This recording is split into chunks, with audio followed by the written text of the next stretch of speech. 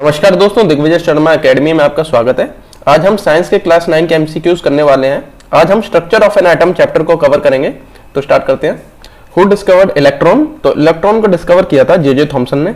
Rutherford ने discover किया था न्यूक्लियस, ठीक है, इन्होंने न्यूक्लियस और प्रोटॉन को डिस्कवर किया था।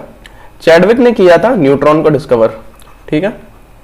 विच isotope is used in the nuclear power plants to generate electricity? ठीक है, तो न्यूक्लियर पावर प्लांट में यूरेनियम 235 का यूज किया जाता है।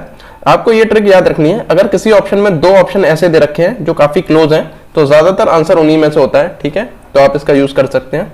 What was the source of alpha particles in Rutherford scattering experiment? तो अल्फा पार्टिकल्स का जो सोर्स था रदरफोर्ड स्कैटरिंग एक्सपेरिमेंट में वो था helium nucleus. What property of an element determines it's chemical behaviour?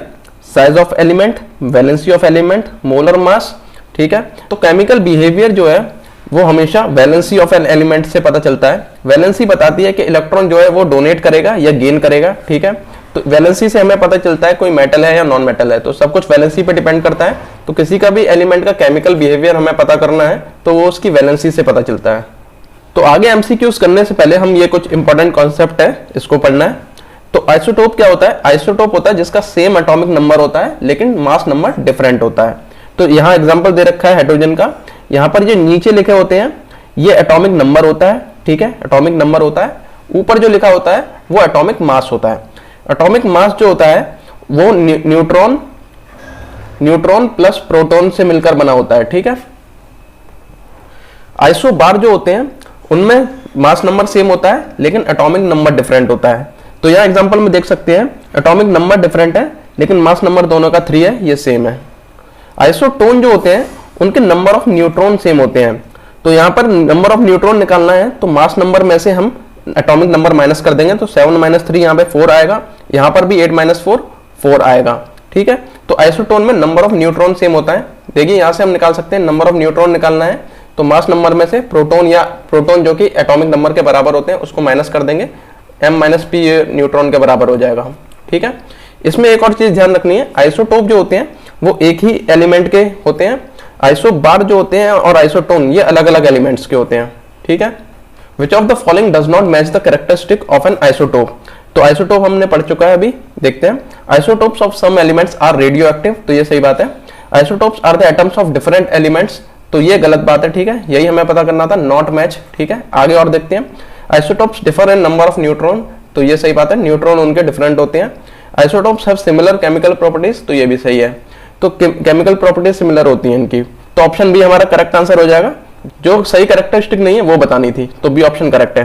Which of the following will be chemically more reactive? Sulphur with atomic number 16 और chlorine with atomic number 17। तो chlorine को 1 electron चाहिए octet complete करने के लिए और sulphur को चाहिए 2, तो इससे सिर्फ एक ही इलेक्ट्रॉन चाहिए। दोनों का कंपैरिजन करते हैं तो ये कम है, इसीलिए क्लोरीन जो है ज्यादा रिएक्टिव हो जाएगा सल्फर के कंपैरिजन में। तो हमारा करेक्ट आंसर ए हो जाएगा। Which of the following element does not exhibit electrovalency? तो इलेक्ट्रोवैलेंसी का मतलब होता है ट्रांसफर ऑफ इलेक्ट्रॉन्स। तो सोडियम, कैल्शियम और क्लोरीन जो है ये ट्रांसफर ऑफ इलेक्ट्रॉन करते हैं, लेकिन जो कार्बन होता है ये शेयरिंग ऑफ इलेक्ट्रॉन करता है क्योंकि इसके आखिरी शेल में 4 इलेक्ट्रॉन होते हैं, इसीलिए सी ऑप्शन करेक्ट हो जाएगा। Which of the following statement is incorrect about the structure of an atom? The whole mass of an atom is concentrated in the nucleus. तो ये सही बात है, न्यूक्लियस में सारा मास उसका कॉन्सेंट्रेटेड होता है। एटम इज इंडिविजिबल पार्टिकल, तो ये गलत है, इंडिविजिबल नहीं है, उसको इलेक्ट्रॉन, प्रोटॉन और न्यूट्रॉन में बांटा जा सकता है।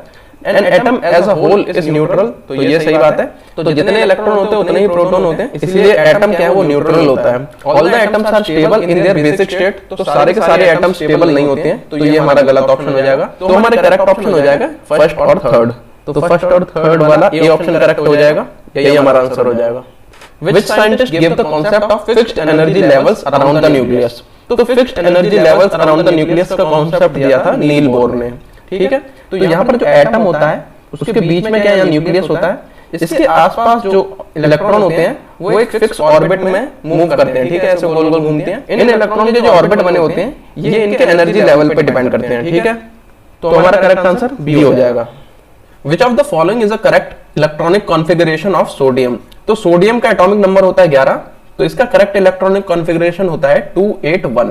ठीक है, तो 281 ये डी ऑप्शन हमारा करेक्ट हो जाएगा। पहले शेल में जो है वो 2 इलेक्ट्रॉन होते हैं, दूसरे शेल में 8 इलेक्ट्रॉन होते हैं और तीसरे में 18 इलेक्ट्रॉन होते हैं। इस तरीके से इसको भरा जाता है। What prevents an atom from being collapsed? The nuclear forces, movement of electron in discrete energy levels, the electron repulsion. तो ये हमने पिछले क्वेश्चन में पढ़ा था, जो इलेक्ट्रॉन होते हैं वो न्यूक्लियस के अराउंड एक फिक्स्ड ऑर्बिट में घूमते हैं, जो कि उनके एनर्जी लेवल पे डिपेंड करते हैं कितने इलेक्ट्रॉन होंगे। ठीक है, तो ये जो इलेक्ट्रॉन जो घूम रहे हैं यही क्या है, एटम को कोलैप्स होने से बचाते हैं। इसीलिए बी ऑप्शन हमारा करेक्ट हो जाएगा। Movement of electrons in discrete energy levels, which of the following pairs are isobars? तो आइसोबार्स हमें पता है क्या होते हैं। आइसोबार्स में मास नंबर सेम होता है और एटॉमिक नंबर क्या होता है, डिफरेंट होता है। तो यहां अगर ऑप्शन देखते हैं तो यहां पर क्या है, एटॉमिक नंबर सेम है, मास नंबर डिफरेंट है, तो ये आइसोबार नहीं होगा, ये क्या हो जाएगा, आइसोटोप हो जाएगा।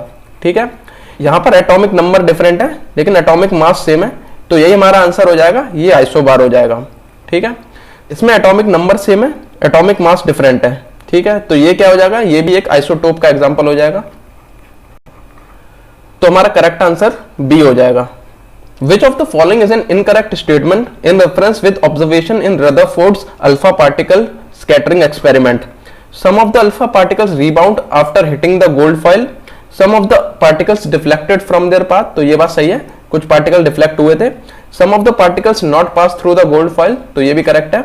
Some of the particles pass straight through the gold foil. तो ये भी करेक्ट है। तो कुछ पार्टिकल क्या है, डिफ्लेक्ट हुए थे, कुछ जो है पास नहीं हो पाए थे और कुछ पार्टिकल जो है वो स्ट्रेट थ्रू निकल गए थे गोल्ड फॉइल से, लेकिन रीबाउंड कोई भी पार्टिकल नहीं हुआ था। इसलिए ए करेक्ट आंसर हो जाएगा, क्योंकि यहां पूछा है इनकरेक्ट स्टेटमेंट बताना है, तो ए ही हमारा इनकरेक्ट स्टेटमेंट है। Which radioactive element is used in the treatment of cancer? तो कैंसर के ट्रीटमेंट में कोबाल्ट 60 का यूज किया जाता है, तो डी हमारा करेक्ट आंसर हो जाएगा। Why do most of elements try to participate in the chemical combinations? तो केमिकल कॉम्बिनेशन में एलिमेंट क्यों पार्टिसिपेट करते हैं? To gain more electron. तो ये गलत है, क्योंकि कुछ एलिमेंट गेन करने के लिए इलेक्ट्रॉन को पार्टिसिपेट करते हैं, कुछ लूज करने के लिए भी करते हैं। ठीक है, to achieve inert gas configuration, तो ये करेक्ट है, सभी क्या है इनर्ट गैस कॉन्फ़िगरेशन को अचीव करना चाहते हैं क्योंकि वो सबसे ज्यादा स्टेबल होता है। टू कंप्लीट देयर ऑक्टेट, तो ये भी करेक्ट है। To complete their inner shell, तो ये गलत है, क्योंकि एलिमेंट जो है वो आउटर मोस्ट शेल को कंप्लीट करना चाहते हैं, ना कि इनर मोस्ट शेल को। ठीक है, तो हमारे सेकंड और थर्ड ऑप्शन करेक्ट है, तो सेकंड थर्ड वाला ऑप्शन ये बी है, तो ये हमारा करेक्ट आंसर हो जाएगा। तो हमारे क्वेश्चन यहीं खत्म होते हैं। अगर आप एंड तक बने रहे तो आपका बहुत बहुत थैंक यू। अगर आपको वीडियो पसंद आया तो वीडियो को लाइक जरूर कीजिए। अपने सजेशन आप कमेंट सेक्शन में भी बता सकते हैं। अगर आप AEES PRT की सीरियसली तैयारी कर रहे हैं तो इस प्लेलिस्ट को जरूर चेकआउट कीजिए, AEES PRT कंप्लीट सिलेबस। अगर आपको ये PPT डाउनलोड करनी है तो दिग्विजय शर्मा एकेडमी को ज्वाइन कीजिए। अगर आप ऐसी वीडियोस और देखना चाहते हैं तो दिग्विजय शर्मा एकेडमी को सब्सक्राइब कीजिए। मिलते हैं अगले वीडियो में।